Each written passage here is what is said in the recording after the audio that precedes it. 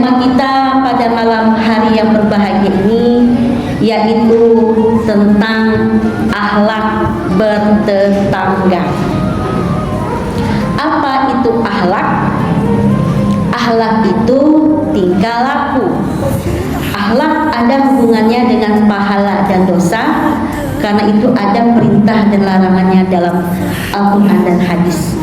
Berdasarkan Al-Quran surah Al-Qasas ayat 77 yang berbunyi, A'udzubillahi minasyaitonirrajim, Bismillahirrahmanirrahim. Wa ahsin, dan berbuat baiklah kamu, kama ahsanallahu ilaik, sebagaimana Allah telah berbuat baik kepadamu. Nah, jadi kita diperintahkan untuk berbuat baik, bukan berbuat jahat. Berdasarkan hadis Sahih Al-Jami yang berbunyi, la yadkhulul jannah, tidaklah masuk surga, man la ya'man jar, tetangganya itu tidak merasa aman dengannya, bawa ikoh karena gangguannya. Nah, jadi tidak masuk surga itu ancamannya hanya gara-gara mengganggu tetangga. Jadi kita itu berbuat baik kepada tetangga dan dilarang berbuat buruk kepada tetangga itu adalah perintah Allah, perintah Rasulullah, bukan perintah Pak RT, Pak RW, bukan. Jadi kita ini tidak lepas namanya hidup bertetangga. Kita hidup bermasyarakat. Ada di sini orang yang hidupnya tidak bertetangga? Semuanya punya tetangga. Kalau nggak punya tetangga, ya tinggal di hutan, sepi, nggak ada tetangga, kiri kanan, tenang gitu. Tapi ya nanti ya di hutan tetangganya bukan manusia, melainkan makhluk yang lainnya. Kita tidak terlepas dari bertetangga. Yang namanya bermasyarakat, ya di samping makhluk individu juga makhluk sosial. Kata Rasulullah, tetangga itu yang mana urutannya? Itu tetangga itu urutan 40 rumah dari segala penjuru arah. Nah, itu tetangga ya. Bukan rumah aja, entah ruko, entah bangunan apartemen dan sebagainya. Itulah tetangga. Ya. Jadi ada tetangga jauh, ada tetangga dekat. Tapi yang lebih utamakan adalah tetangga dekat. Menurut Imam Al-Ghazali, memuliakan tetangga itu bagaimana? Yaitu bersikap baik, menahan diri dari mengganggu tetangga, membantu saat susah, hablum minas. Nah, jadi kalau sebelum kita nyakitin tetangga, pikir-pikir dulu ya, sebelum berucap, sebelum bertindak, kita bawakan ke diri kita, kira-kira ini nyakitin orang nggak, merugikan orang nggak? Kalau seandainya kita udah rasakan ke diri sendiri, itu menyakiti atau tidak, barulah kita mengucapkan atau berbuat. Bagaimana akhlak terpuji dalam bertetangga? Itu akhlak mahmudah. Yang pertama, saling berbagi, yaitu kita berbagi itu bisa berbentuk materi, bisa berbentuk jasa, tenaga, pikiran. Berbagi materi seperti apa? Entah berbagi makanan, entah berbagi buah tangan, entah berbagi tenaga. Ketika tetangga butuh bantuan, kita bantu. Siapa tahu nanti kita juga butuh bantuan. Istilahnya barter, itu saling tolong menolong. Enak sama enak, jangan satu enak, satu nggak enak. Apalagi kalau orang yang nggak enakan ketemu sama orang yang nggak tahu diri, nah itu lebih nggak enak lagi. Jadi harus enak sama enak. Lalu saling menutup aib. Semua kita punya aib, nggak ada di antara kita yang nggak punya aib. Ada aib kita itu yang ditutup Allah rapat-rapat, ada yang dibuka oleh Allah. Jadi kita jaga mata kita ini, godul basor, menundukkan pandangan. Jadi menundukkan pandangan ini tidak hanya sama lawan jenis saja, sama aib orang lain. Jangan gajah di pelupuk mata nggak kelihatan, langau di seberang lautan kelihatan. Jadi sebelum kita membuka aib tetangga atau mencari-cari aib kekurangan tetangga, cari dulu aib kekurangan kita. Nah, bagaimana kita? Apakah sudah lebih baik dari tetangga kita? Jadi kita jaga ya. Pokoknya tetangga kita cerita sama kita yang punya masalah ya, udah lama mendam, udah meledak ya. Ya udah ceritanya sampai ke kita aja. Jangan berapa sama kita dari bisa sampai ke yang lain jadi kolak. Nah, jadi istilahnya kita jaga amanah, berarti tetangga cerita sama kita, tetangga percaya, cukup sama kita. Tapi kalau kita nggak bisa jaga amanah, lebih baik stop, tahan tetangga untuk cerita sama kita. Takutnya gini, kalau kita cerita ke orang lagi, benar jadi ghibah, salah jadi fitnah. Yang rugi siapa? Kita. Capek-capek ibadah siang malam, pahalanya hangus gosong. Gara-gara apa? Fitnah, ghibah. Nah, itu ya. Nauzubillah min dzalik. Lalu apalagi menjenguk tetangga saat sakit.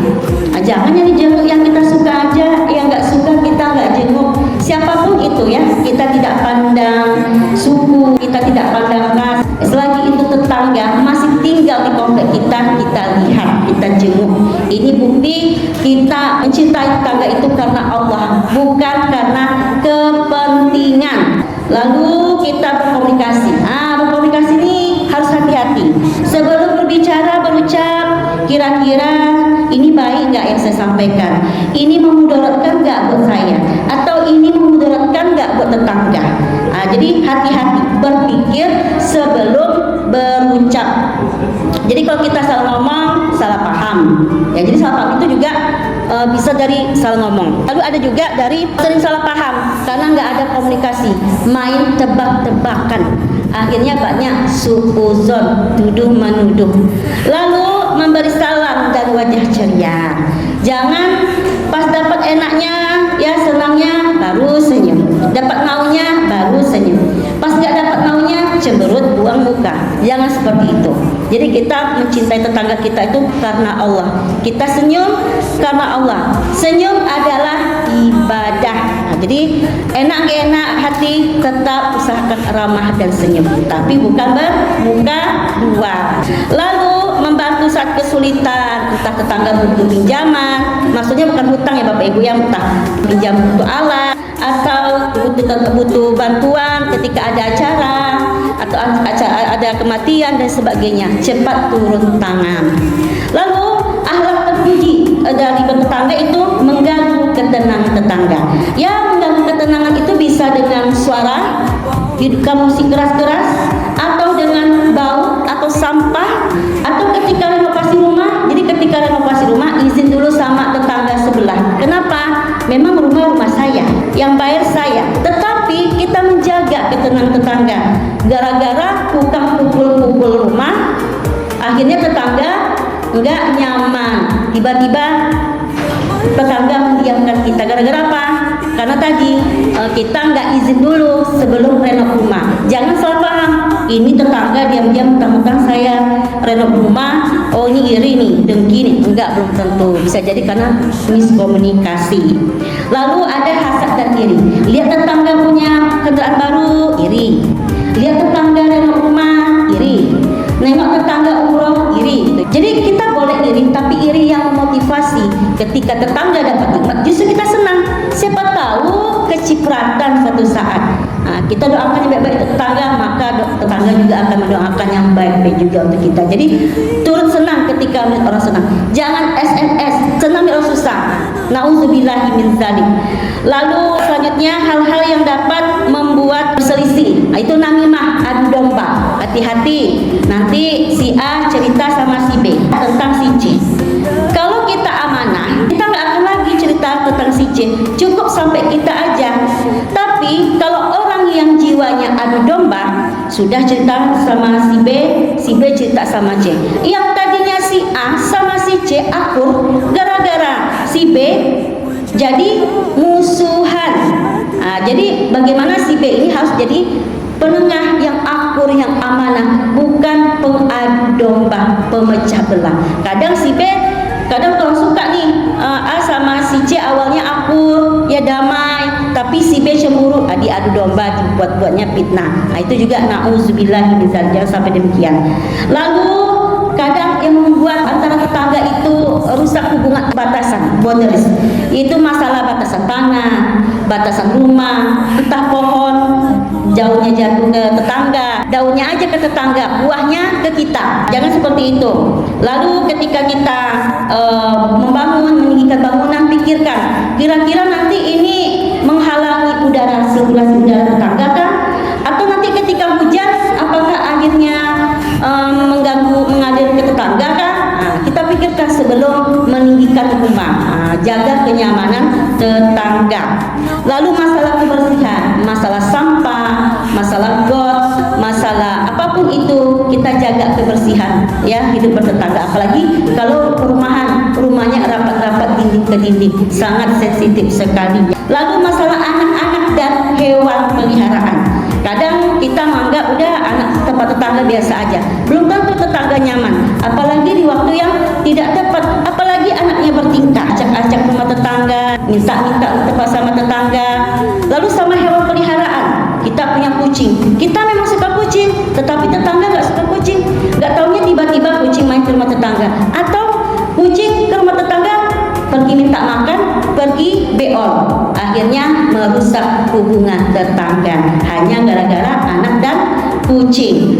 Lalu antaranya itu kita miskomunikasi. Nah, ini harus ada izin mengizin. Kalau kita mau pakai lahan, mau buat acara, izin dulu sama tetangga, jangan langsung aja. Kadang nggak izin, tetangga merasa tidak dianggap. Lalu hal yang membuat akur harmonis dengan tetangga itu saling mengerti, tafahum, itu saling mengenal karakter tetangga kita itu seperti apa, kebutuhan tetangga kita itu seperti apa. Jangan kita aja yang mau dimengerti, harus saling mengerti, enak sama enak. Lalu kegiatan bersama, itu ada budaya namanya gotong royong, arisan, ya acara-acara yang lainnya. Lalu saling menjaga keamanan. Nah, jangan pula nanti ya motor tetangga hilang pula sama oleh kita, atau barang tetangga hilang pula sama kita, entah cuma pakai tanpa izin, entah memang dicuri. Nah, jadi jaga keamanan tetangga. Nah, apalagi tetangga pulang kampung mudik titip kunci, jadi jaga ya rumah saya ya. Nggak taunya banyak barang berharga yang hilang. Di sini nggak ada Bapak Ibu. Semoga ya yang di sini insya Allah orangnya soleh-soleha ya. Nah, jadi kita menjaga keamanan tetangga. Jadi begitulah cara kita bertetangga, mencintai tetangga sebagaimana mencintai diri kita sendiri. Sebelum kita menyakiti tetangga, coba kita bawa ke diri kita sendiri. Ini sakit gak buat saya? Kalau sakit jangan dibuat ke tetangga, tapi kalau ini enak, baru dikasih tetangga. Jangan pas yang enaknya baru kasih ke tetangga. Semoga di sini kita menjadi hamba yang memuliakan tetangga. Ini bukan perintah pejabat, tetapi perintah Allah dan Rasul untuk memuliakan tetangga. Hanya gara-gara memuliakan tetangga kita bisa masuk surga. Hanya gara-gara menyakiti tetangga kita bisa masuk neraka. Na'udzubillah min dzalik.